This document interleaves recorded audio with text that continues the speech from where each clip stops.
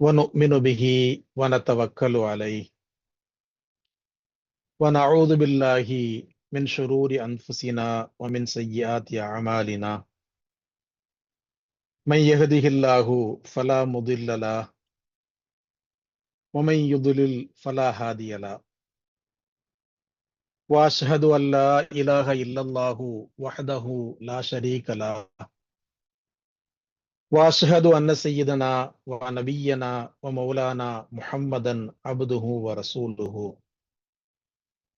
اللهم صل على سيدنا محمد طب القلوب ودوائها وعافية الأبدان وشفائها ونور الأبصار وضيائها وعلى آله وصحبه وسلم أما بعد فسبحانك لا علم لنا إلا ما علمتنا إنك أنت العليم الحكيم رب اشرح لي صدري ويسر لي أمري واحلل عقدة من لساني يفقه قولي الصلاة والسلام عليك يا سيدي يا رسول الله خذ بيدي قلت حيلتي أدركني يا شفيع المذنبين صلى الله عليه وسلم اللهم صل وسلم.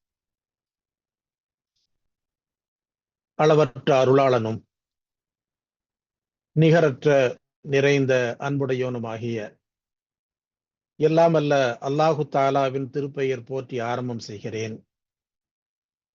நம் உயிரினும் மேலான பெருமானார் முஹம்மதுர் ரசூலுல்லாஹி ஸல்லல்லாஹு அலைஹி வஸல்லம் அவர்களின் மீதும் இன்னபிற இறை தூதர்கள், சஹாபிய பெருமக்கள், இறை நேச செல்வர்கள் நம் அனைவரின் மீதும் அல்லாஹுவினுடைய பேரன்பும் பெரும் கருணையும் என்றென்றும் நின்று நிலவிக்கொண்டே இருக்கட்டுமாக.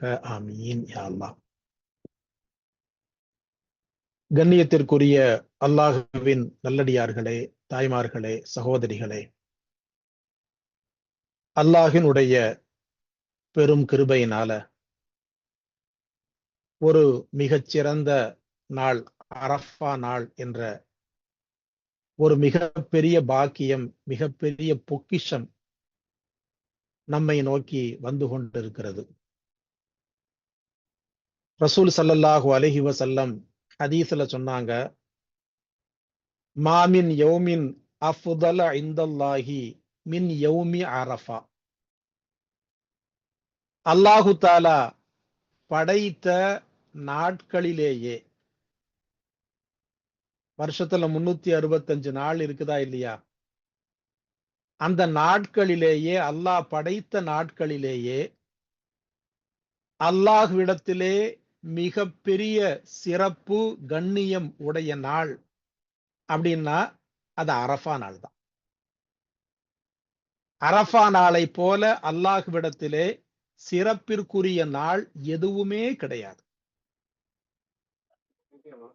எந்த அளவுக்கு அப்படின்னா, அல்லாஹு தாலா அந்த அரஃபாவுடைய நாள்ல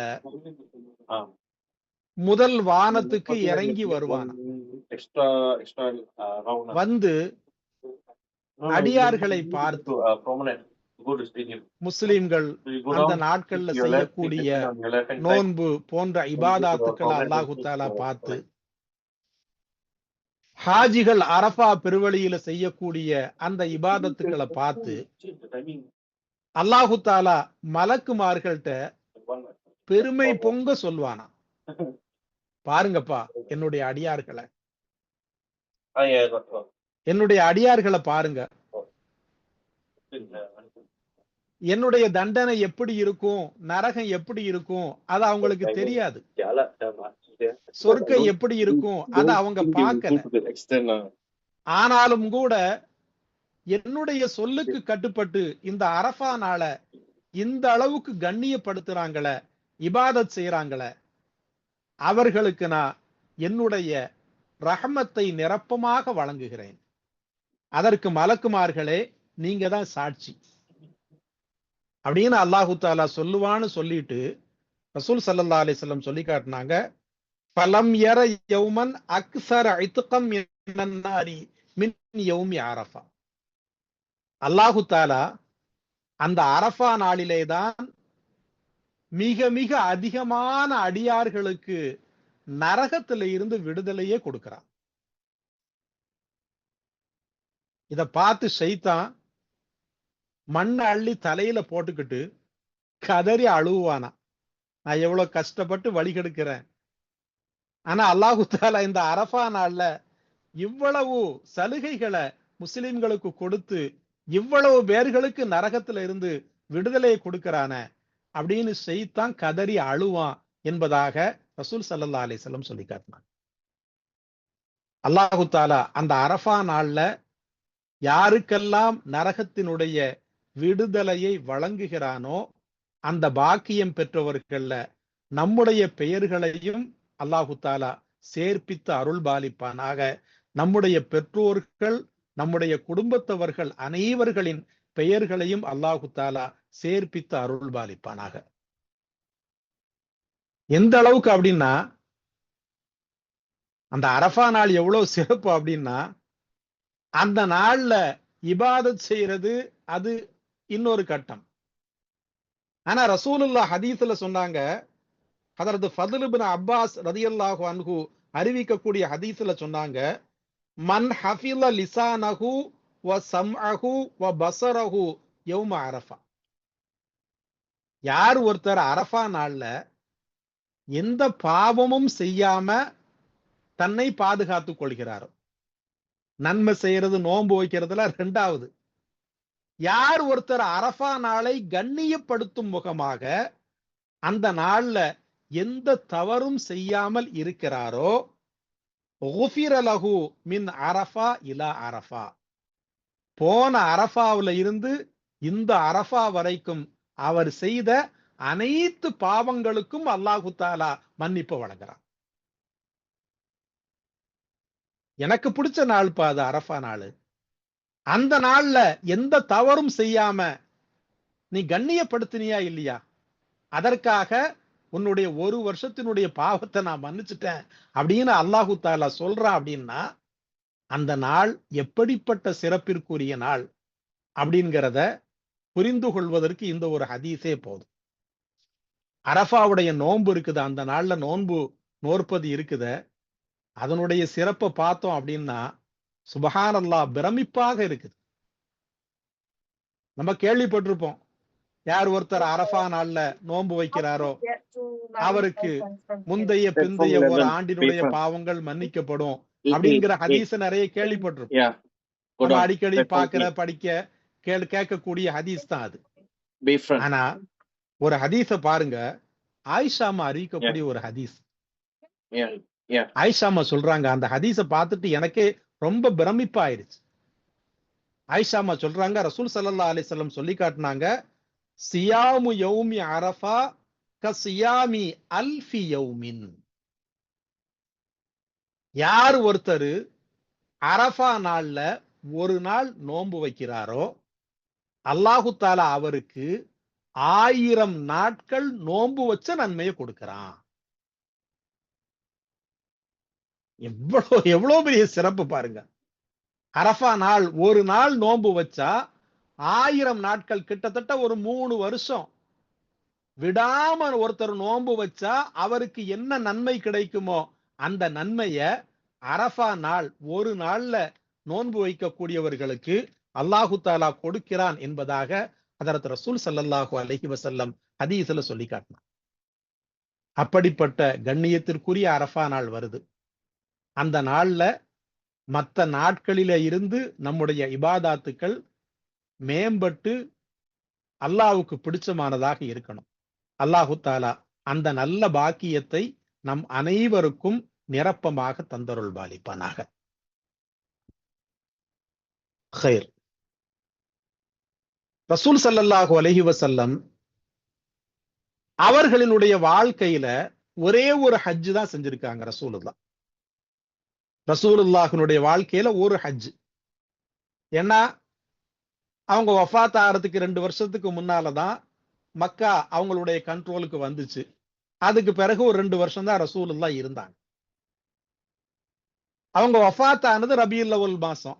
அதற்கு முந்தைய துல்ஹஜ் மாதம் இருக்குதா இல்லையா, அந்த மாசத்துல ரசூல் ஸல்லல்லாஹு அலைஹி வஸல்லம் ஹஜ் செஞ்சாங்க. ரசூலுல்லாஹினுடைய வாழ்க்கையில அவங்க செஞ்ச ஒரே ஒரு ஹஜ் அதுதான்.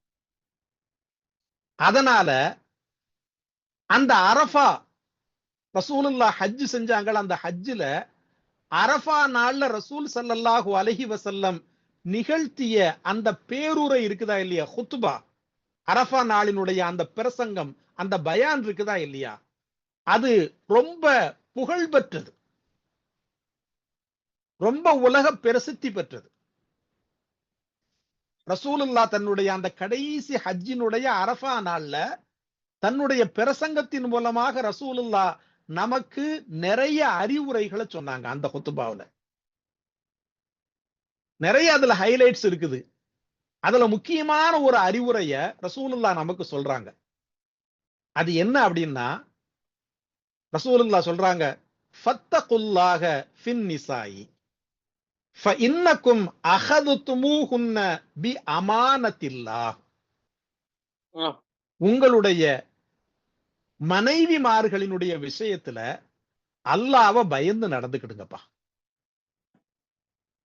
ரசூலுல்லாஹ் அரஃபாவுல சொன்ன முக்கியமான ஒரு அறிவுரை நமக்கு என்ன சொல்றாங்க, உங்களுடைய மனைவிமார்களினுடைய விஷயத்துல அல்லாஹ்வை பயந்து நடந்துக்கிடுங்கப்பா. ஏன்னா உங்களுடைய மனைவிமார்களை நீங்க மனைவியாக ஆக்கி கொண்டது அல்லாஹ்வினுடைய நாட்டப்படி நீங்க மனைவியாக ஆக்கியிருக்கீங்க. நீங்க நல்ல விதமாக அவர்களை நடத்துவீங்க அப்படிங்கிற எண்ணத்தின் அடிப்படையில அல்லாஹு தாலா பெண்களை உங்களுக்கு மனைவியர்களாக ஆக்கி தந்திருக்கிறார்.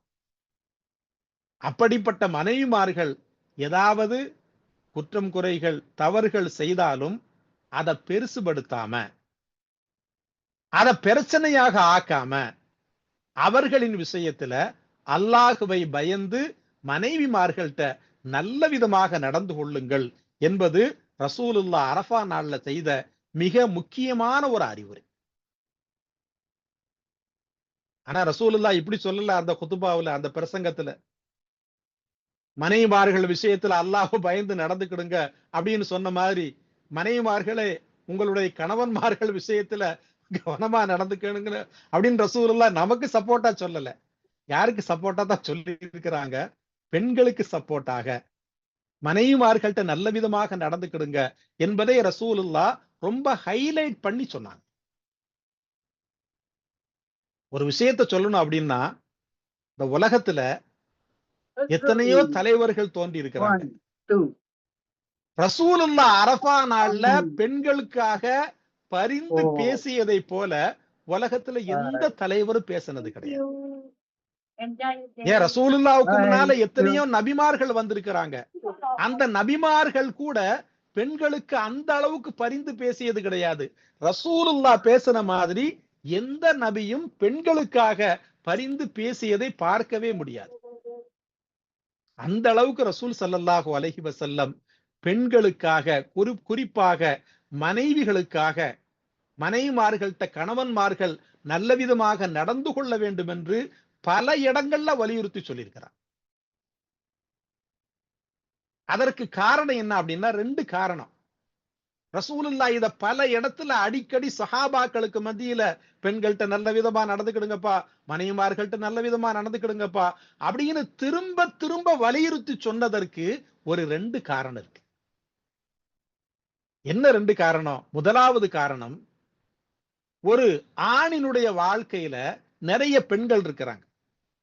தாய், அம்மா கூட பிறந்த சின்ன மாமாரு, பெரியமாமாரு, பாப்பா கூட பிறந்த மாமிமாரு, சகோதரிகள், ஒண்ணு விட்ட சகோதரிகள், பிள்ளைகள், மகள்கள், இந்த மாதிரி பெண்கள் இருக்கிறாங்க.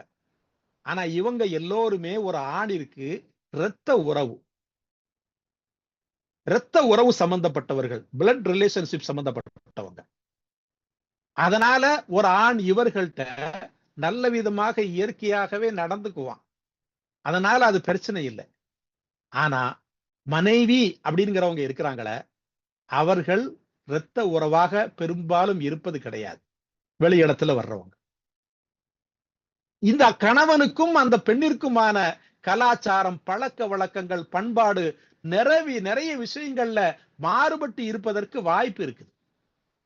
அப்ப அந்த மாதிரியான சிச்சுவேஷன்ல ஒரு ஆண் தன்னுடைய மனைவிட்ட பாகுபாடாக நடப்பதற்கு வாய்ப்பு இருக்கிறது. அதனால ரசூலுல்லாஹ் அதை வலியுறுத்தி சொன்னாங்க. இது முதலாவது காரணம்.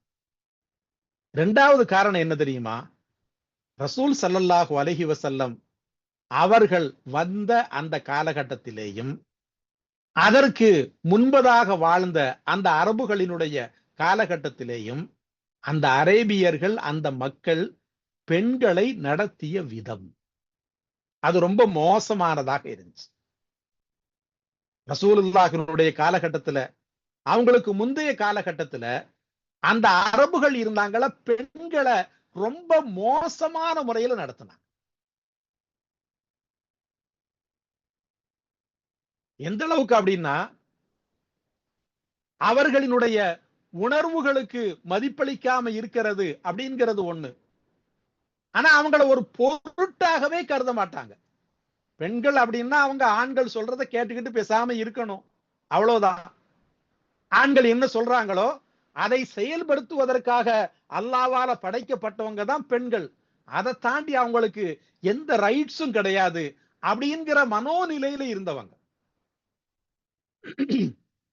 வரலாற்று ஆய்வாளர்கள் எழுதுறாங்க, ஒட்டுமொத்தமாக எல்லோரும் கிதாபுகள் எழுதக்கூடிய செய்தி என்ன தெரியுமா? கானல் அரபு ஃபில் ஜாஹிலியத்தி யன்துரூன இலல் மர்அதி அலா அன்னஹா மதாஉம் மினல் அம்திஆ. அந்த காலத்தினுடைய ரசூலுல்லாஹினுடைய காலத்துல இருந்த அரபுகள் பெண்களை எப்படி பார்த்தாங்க தெரியுமா? வீட்டுல இருக்கக்கூடிய ஆடு மாடு ஒட்டகம் மற்ற பொருட்கள்லாம் இருக்குதா இல்லையா, அது எப்படி ஒரு படைப்போ அதே மாதிரி பெண்கள் ஒரு படைப்பு, அவ்வளவுதான். இருன்னா இருக்கணும், நின்னுன்னா நிக்கணும், உட்காருன்னா உட்காரணும். அந்த அளவுக்கு தான் அந்த அரபுகள் பெண்களை பார்த்தாங்க. அதை தாண்டி பெண்களுக்கு அவர்கள்ட்ட எந்த ஒரு மதிப்பு மரியாதையுமே இல்லாதவர்களாகத்தான் அவர்களினுடைய பழக்க வழக்கங்கள், வாழ்வியல் முறை இருந்துச்சு அப்படின்னு சொல்றான். பைஹக் என்கிற கிதாபுல ஒரு ஹதீஸ் இருக்குது.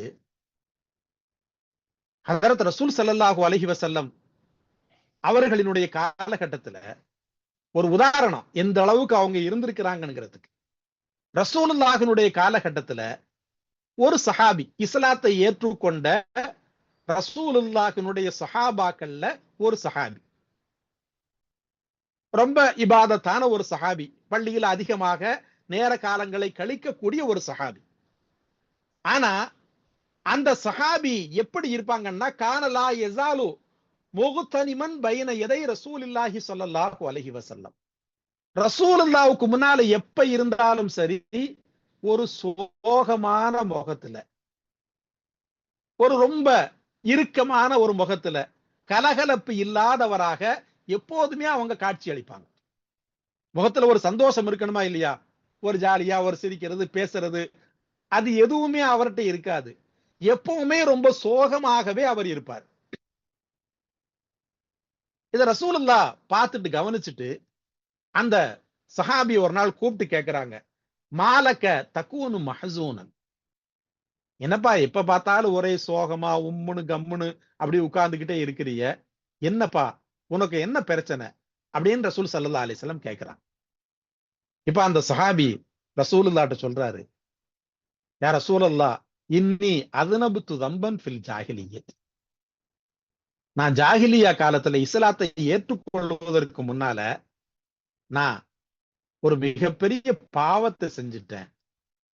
அந்த பாவத்தை நினைச்சுதான் எப்பவுமே நான் சோகமாவே உட்கார்ந்துகிட்டு இருக்கிறேன் அப்படின்னு சொல்லி ரசூலுல்லாஹ்ட்ட பதில் சொல்றான்.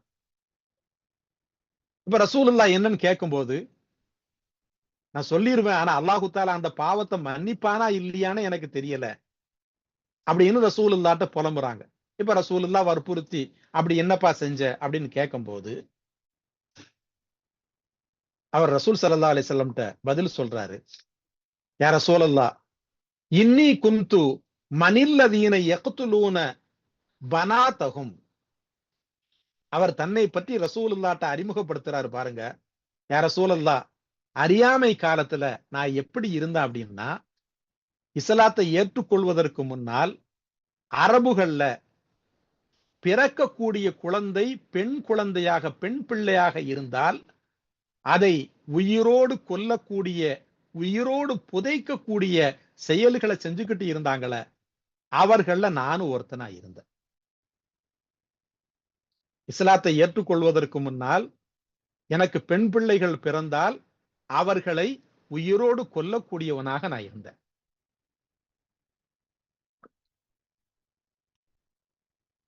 சொல்றாரு, அவருக்கு ஒரு பொம்பளை புள்ள பிறக்குது, ஒரு பெண் குழந்தை பிறக்குது.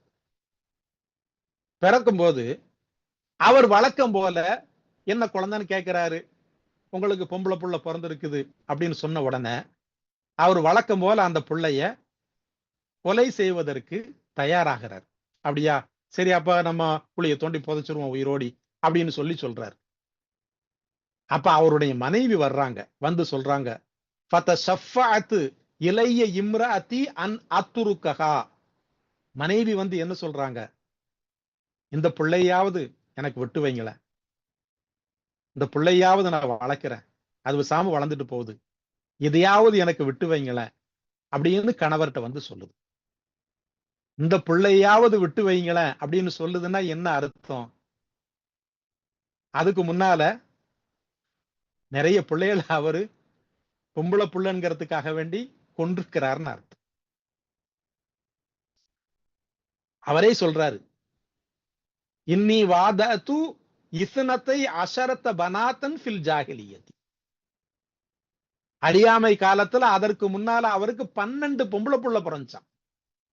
12 பொம்பளை பிள்ளைகளையும் உயிரோடி அவர் கொண்டிருக்கிறாரு. இது 13வது. அப்பதான் மனைவி கேட்கிறாங்க, இதையாவது விட்டு வையம்பா, நான் வளர்த்துக்கிறேன் அப்படின்னு சொல்லி கெஞ்சி கூத்தாடி கேட்கும் போது அவரு சரி பரவாயில்ல வச்சுக்க, விட்டுக்கிறட்டும் அப்படின்னு சொல்லி விட்டுடுறாரு. அந்த புள்ள வளருது, நல்ல விதமாக வளருது, பருவ வயதை அடையுது. வசாரத்து மின் அஜ்மலின் நிசா. நல்ல அழகான ஒரு பிள்ளையா, நல்ல லட்சணமான கண்குளிர்ச்சியை தரக்கூடிய ஒரு பிள்ளையாக அது வளருது. திருமண வயது. நிறைய பேர் என்ன செய்யறாங்க, அந்த பிள்ளைய பெண் கேட்டு வர்றாங்க. இப்ப இவருக்கு யாராவது அந்த பிள்ளைய, அவருடைய பிள்ளைய பெண் கேட்டு வந்தாங்கன்னா இவருக்கு மனசு என்ன வருது, நம்ம அந்த பிள்ளையை கட்டி கொடுத்து யாருக்கு முன்னாலேயே கை கட்டி நம்ம நிக்கணுமோ அப்படிங்கிற மாதிரி ஒரு ரோஷம் மனசுல வருது.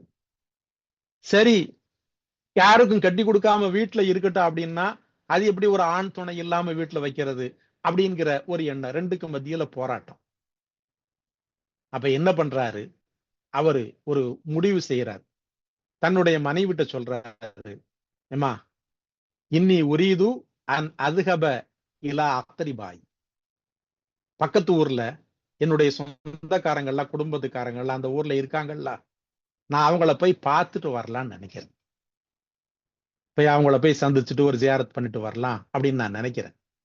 போகும்போது நம்ம பிள்ளைய நான் கூட்டு போறேன், நீ தயார் பண்ணி அனுப்பிச்சு வை அப்படின்னு சொல்லி தன்னுடைய மனைவிட்ட சொல்றாரு. அந்த அம்மாவுக்கு ரொம்ப சந்தோஷம். சரி, பொம்பளை புள்ளனாலே இப்படி வெறுத்துக்கிட்டு இருந்தவர் குடும்பத்துக்காரங்கள்ட்ட பிள்ளைய கூட்டு போய் காமிக்கணும்னு சொல்லக்கூடிய அளவுக்கு மாறிட்டார அப்படின்னு சந்தோஷப்பட்டு நல்ல அந்த பிள்ளைய அலங்காரம் பண்ணி தயார் பண்ணி கணவர் கூட வாப்ப கூட பிள்ளைய அனுப்பி வைக்கிறார். போகும்போது மனசுல அந்த அம்மாவுக்கு ஒரு எண்ணம், என்னமும் செஞ்சு போடுவாரோ அப்படின்னு சொல்லிட்டு போனவரை திரும்ப கூப்பிட்டு உறுதிமொழி எடுக்குது.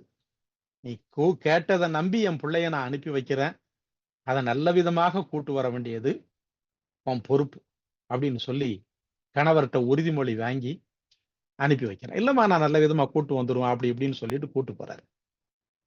போற வழி ஒரு ஊருக்கு ஒதுக்குப்புறமான தனியாக இருக்கக்கூடிய ஒரு கிணறு, அந்த கிணத்துக்கிட்ட புள்ளைய கூட்டு போறாரு. புள்ள பக்கத்துல, அவரு பெத்த புள்ள, அவருடைய புள்ள பக்கத்துல நிக்குது. இவர் கிணத்தை பாக்குறாரு, புள்ளையும் பாக்குறாரு. இப்ப அந்த பிள்ளைக்கு மனசுல ஒரு எண்ணம் தோன்றிடுச்சு, நம்ம அப்பா நம்மளை என்னமோ செய்ய போறாரு அப்படிங்கிற ஒரு எண்ணம் அந்த பிள்ளைக்கு தோன்றிடுச்சு மனசுல. உடனே தன்னுடைய தகப்பனாரை பார்த்து அந்த புள்ள கேக்குது, யா அபத்தி ஐச துரீது அன் தகுத்துலபி. பாப்பா, கிணத்தை பார்த்துக்கிட்டே இருக்கியல, என்ன கிணத்துல தள்ளி கொல்ல போறீங்களா? அந்த காட்சியை கொஞ்சம் அப்படி கற்பனை பண்ணி பாருங்க. நல்லா பாதுகாக்கணும். நம்மளும் பிள்ளைகளை பெற்றிருக்கிறோம். என்ன கிணத்துல தள்ளி கொல்ல போறீங்களா வாப்பா அப்படின்னு கேக்குது. உடனே இவருக்கு மனசுல கொஞ்சம் இறக்கம் வந்துருச்சு. டக்குன்னு என்ன பண்ண, இல்லம்மா ஒண்ணும் இல்லம்மா அப்படின்னு சொல்லிட்டு, சரி வா போவோம் அப்படின்னு சொல்லிட்டு பிள்ளைய பாக்குறாரு. பார்த்துட்டு திரும்ப கிணத்தை பாக்குறாரு. அவருக்கு திரும்ப மனசுல எண்ணம் வந்துருச்சு, நம்ம இதை தாண்டி போயிடக்கூடாது, உள்ள தள்ளிடணும் அப்படிங்கிற எண்ணம் வருது. திரும்ப பிள்ளையனுடைய முகத்தை பாக்குறாரு. இப்ப அந்த புள்ள வாப்பவை பார்த்து சொல்றது, யா அபத்தி லா துதி அமானத்த உம்மி. பாப்பா, வரும்போது எங்க மாட்ட என்ன சொல்லிட்டு வந்த ஞாபகம் இருக்கா? பிள்ளைய நான் நல்ல விதமா பத்திரமா கூட்டு வந்துருவேன் அப்படின்னு உம்மாட்ட வாக்குறுதி கொடுத்துட்டு வந்திய, அந்த வாக்குறுதிக்கு மாற்றம் பண்ணிடாதப்பா அப்படின்னு சொல்லி வாப்பிட்ட சொன்ன உடனே கொஞ்சம் இவருக்கு மனசு மாறுது. சரி போவோம் அப்படின்னு கிளம்பும் போது ஷைத்தான் திரும்ப அந்த எண்ணத்தை கொண்டு போய் போடுறான். இதுதான் சான்ஸ், இதை மிஸ் பண்ணிடாத அப்படிங்கிற ஒரு எண்ணத்தை போடுறான். போட்ட உடனே அவர் சொல்றாரு, டக்குன்னு நான் என்ன பண்ண, இதுக்கு மேல விட்டா மனசுல இறக்க வந்துரும் அப்படின்னு சொல்லி அவரு அப்படி கொஞ்சம் கூட யோசிக்காம கதற கதற அந்த புள்ள சத்தம் போட அப்படியே தூக்கி அந்த கிணத்துக்குள்ள தள்ளிட்டார். உள்ள கிணத்துக்குள்ள தள்ளிட்டார். உள்ள அந்த புள்ள அவரே சொல்றாரு, அந்த புள்ள உள்ள போகும்போது புள்ள அப்படி உள்ள விழும்போது சத்தம் போடுது, யாபத்தி கத்தல் தனி. பாப்பா, நீ பெத்த புள்ள என்ன இத்தனை வருஷம் வளர்த்துட்டு இப்ப கிணத்துல தள்ளி நீனே கொன்னுட்டிய வாப்பா அப்படின்னு சொல்லி புள்ள அப்படி சத்தம் போடுது.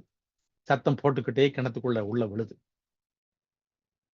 உள்ள தண்டிக்குள்ள விழுந்த புள்ள, காப்பாத்துங்க காப்பாத்துங்க வாப்பா, என்ன கொன்றாதிய, காப்பாத்துங்க காப்பாத்துங்கிற சத்தம் உள்ள கிணத்துக்குள்ள இருந்து வருது. அவர் சொல்றாரு பாருங்க, ஃபமகஸ்து ஹுனாக ஹத்தா இன்கதா சௌத்துஹா. அந்த கிணத்துக்குள்ள பிள்ளைய தள்ளியாச்சு. இவர் கிணத்துக்கு பக்கத்துல கொஞ்சம் தள்ளி நிக்கிறாரு. அவர் எதுக்காக நிக்கிறாரு தெரியுமா? உள்ள இருந்து வரக்கூடிய சத்தம் அடங்குற வரைக்கும் நம்ம நிப்போம். நம்ம போயிட்டோம் அப்படின்னா அந்த சத்தத்தை வேற யாராவது கேட்டு வந்து காப்பாத்திடக்கூடாது. அப்ப சத்தம் அடங்குற வரைக்கும் நம்ம நிப்போம்னு சொல்லி அவர் நிக்கிறாரு. உள்ள இருந்து வரக்கூடிய சத்தம் கொஞ்சம் கொஞ்சமா குறைஞ்சு சத்தம் நின்றுச்சு. அது வரைக்கும் அவர் அங்க வெயிட் பண்ணிட்டு நிக்கிறாரு. எப்படித்தான் அதெல்லாம் மனசு எப்படி வருதுங்கிறதே தெரியல. எப்படி இருந்திருக்கிறாங்க பாருங்க பெண்களுடைய விஷயத்துல. அது வரைக்கும் வெயிட் பண்ணி நிக்கிறதுக்கெல்லாம் ஒரு ரொம்ப பெரிய கல்லஞ்ச வேணும். வெயிட் பண்ணி நிக்கிறாரு. சத்தம் நின்றுச்சு. உடனே அவர் என்ன பண்ணிட்டாரு, திரும்பி வந்துட்டார்.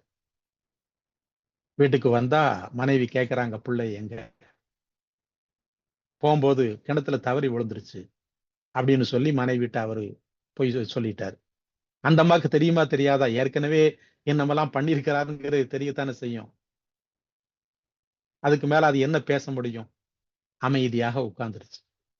இத அவரு ரசூலுல்லாஹ்ட்ட சொல்றாரு, இதானா இஸ்லாத்தை ஏற்றுக்கொள்வதற்கு முன்னால செஞ்ச பாவம். இப்படிப்பட்ட ஒரு பாவத்தை செஞ்சிருக்கிற. இத நினைச்சு எனக்கு மனசுல ரொம்ப காயமாயிருச்சு. நான் இஸ்லாத்தை ஏற்றுக்கொண்டாலும் அல்லாஹு தஆலா அதை மன்னிப்பானா மன்னிக்க மாட்டானா அப்படிங்கிற ஒரு எண்ணம், ஒரு சந்தேகம் என் மனசுல இருக்குது. அதான் நான் ரொம்ப கவலையாக இருக்கிறேன் அப்படின்னு சொல்லி ரசூலுல்லாஹ்ட்ட அந்த சஹாபி பதில் சொல்றாரு. இதை கேட்ட உடனே ஃபபக்கா ரசூலுல்லாஹி ஸல்லல்லாஹு அலைஹி வஸல்லம், ரசூலுல்லாஹ் அப்படி தேம்பி தேம்பி அழுகுறான்.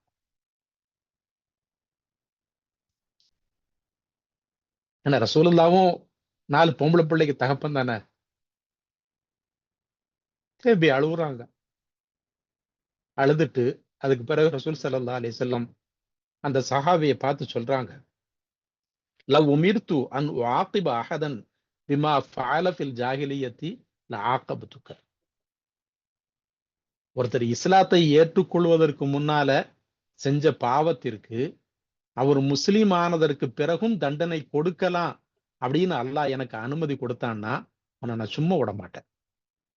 ஆனா ஒருத்தர் இஸ்லாத்தை ஏத்துக்கிட்டாருன்னா அதுக்கு முன்னால செஞ்ச பாவங்களை அதை அல்லாட்ட ஒப்படைச்சிடணும் அப்படின்னு ஒரு ரூல் இருக்கிறதுனால உன்னை நான் சும்மா விடுறேன். உன விஷயத்துல அல்லாஹு தாலா முடிவெடுப்பான். எந்த பிள்ளைகளையெல்லாம் நீ கொன்னியோ கியாமத்து நாள்ல அது பொம்பளை புள்ளங்கிற ஒரே காரணத்துக்காக இந்த பிள்ளைகளையெல்லாம் நீ கொன்னியோ அது கியாமத்து நாள்ல அல்லாட்ட போய் நிற்கும், நியாயம் கேட்கும். அதுக்கு நீ அல்லாட்ட பதில் சொல்லிக்க. ஆனா தயவு செஞ்சு நம்ம அடிக்கடி உன் முகத்தை என்கிட்ட கொண்டு வந்து காட்டாதங்கிறத சொல்லுவோம். அப்ப இந்த செய்தி ஹதீஸ்ல பைஹக்கில வரக்கூடிய செய்தி இது. இந்த செய்தி ரசூலுல்லாஹ்வுடைய மனசுல ஒரு பெரிய தாக்கத்தை ஏற்படுத்துச்சு.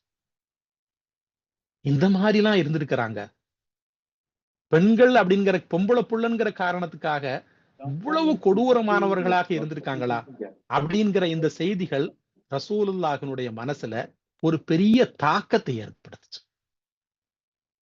ரசூலுல்லாஹ்வுக்கு தெரியும் இஸ்லாத்தை ஏத்துக்கிட்டாங்கன்னா கொலை செய்யக்கூடிய அந்த கொடூரமான செயலுக்கு யாரும் போக மாட்டாங்க.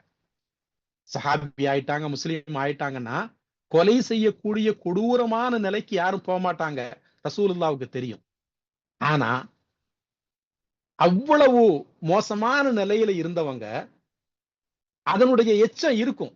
பெண்களை உதாசீனப்படுத்துறது, பெண்களை அசிங்கப்படுத்துறது, மனைவிமார்களை மட்டமா நினைக்கிறது, இந்த செயல்பாடுகள் இருக்கும். மழை நின்னாலும் தூறல் விழுந்துகிட்டு இருக்குமா இல்லையா?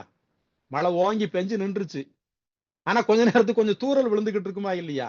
அந்த மாதிரி கொலை செய்யக்கூடிய லெவல்ல இருந்தவங்க இஸ்லாத்துக்கு வந்திருக்கிறாங்க, அதை தொடர மாட்டாங்க. ஆனா அந்த உதாசீனம், அந்த அவமானம் அது அவங்கள்ட்ட தொடருவதற்கு வாய்ப்பு இருக்குது அப்படிங்கிறத ரசூலுல்லாஹ் பார்த்ததுனால என்ன பண்றாங்க, யாரெல்லாம் இஸ்லாத்தை ஏற்றுக்கொள்கிறார்களோ அவர்கள் நம்முடைய காலத்துல இருந்து கியாமத்து நாள் வரைக்கும் முஸ்லிம்களாக இருக்கக்கூடியவர்கள் பெண்கள்கிட்ட, குறிப்பாக மனைவிமார்கள்ட்ட எப்படி நடந்து கொள்ள வேண்டும், மரியாதைக்குரியவர்களாக அவர்கள் நடந்து கொள்ளணும், அவங்களோட நல்ல விதமாக நடத்தணும் என்பதற்காக ரசூலுல்லாஹ் சில திட்டங்களை தீட்டினாங்க. அந்த திட்டங்களை ரசூலுல்லாஹ் செயல்படுத்தினாங்க. அது என்ன திட்டங்களை தீட்டினாங்க?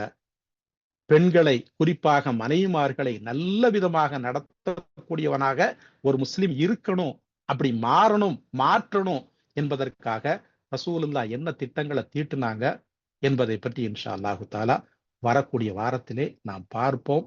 அல்லாஹு தாலா அவனுடைய மார்க்கத்தை விளங்கி செயல்படக்கூடிய நன்மக்களாக நம்மை ஆக்கி அருள் பாலிப்பானாக.